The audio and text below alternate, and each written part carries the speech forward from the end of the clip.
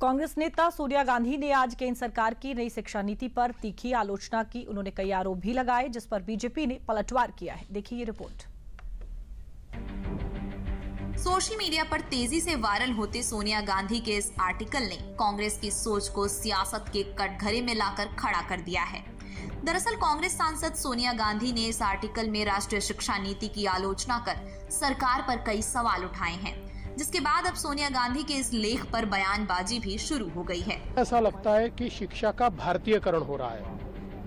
अंग्रेजों ने जिस शिक्षा का मैकॉलेकरण किया और हमारे देश को गुलाम बनाने के लिए मैकॉले का पत्र है कि जब तक यहाँ की शिक्षा पद्धति को हम बदलेंगे नहीं तब तक हम भारत पर राज नहीं कर सकते। इसका मतलब जो शिक्षा पद्धति उस समय आई थी वो भारतीयों को गुलाम बनाने के लिए आई थी।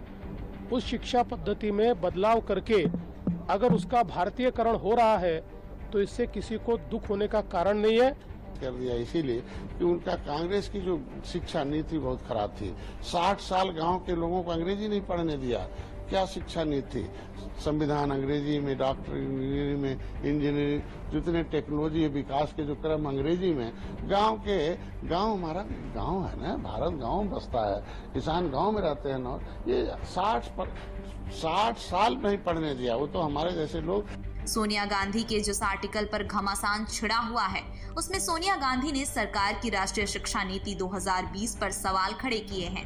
लेकिन जिस नई शिक्षा नीति को लेकर सोनिया गांधी सवाल खड़े कर रही हैं, उसी नई शिक्षा नीति को बीजेपी कांग्रेस की औपनिवेशिक मानसिकता से मुक्ति का मार्ग बता रही है।